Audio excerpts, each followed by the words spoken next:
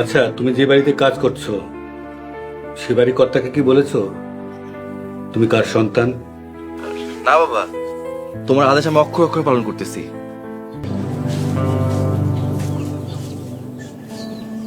আসসালামু আলাইকুম স্যার, কেমন আছেন স্যার? ওয়ালাইকুম সালাম, ভালো আছি আফজাল। স্যার বলেন, আমি কিভাবে আপনার সেবা করতে পারি? আচ্ছা, তোমার বাড়িতে যে ছেলেটাকে কাজে পাঠালাম ওর কাজে কি তুমি সন্তুষ্ট? জি স্যার, সন্তুষ্ট। ও কাজে কর্মেও ভালো, কিন্তু স্যার একটু ওই যে বেশি বোঝে। কি এমন বেশি বোঝে? আমার মেয়ে সুলতানা, ওর বয়স কম। স্যার হয়তো চলাফেরা একটু ওর ভুল থাকতে পারে, কিন্তু চাকর হয়ে হামিদ কি তার ভুল ধরাই দিতে পারে? আপনি বলেন স্যার। আফজাল, ভুল তো ভুলই, সেটা যেই করুক। আফজাল, ছেলে মেয়েকে শাসনে রাখতে হয়।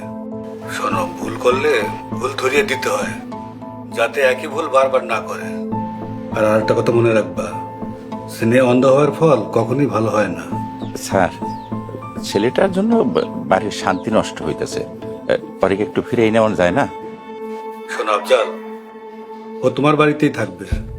ওর বেতন, থাকা, খাওয়ার সব খরচই আমি দিব। আমার একটা অনুরোধ রাখো, তুমি অন্তত ওকে 3 মাস তোমার বাড়িতে রাখো, তাড়িয়ে দিও না। জি ঠিক আছে স্যার। হ্যালো, আসসালামু আলাইকুম আব্বা।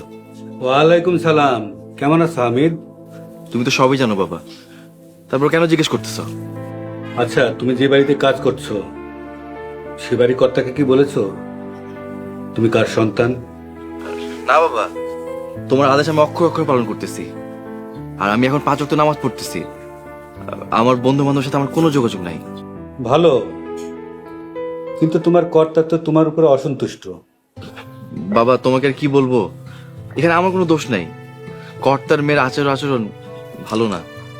তুমি কারো দোষ ধরতে যেও না হামিদ, তোমাকে আমি আবার সাবধান করে দিচ্ছি।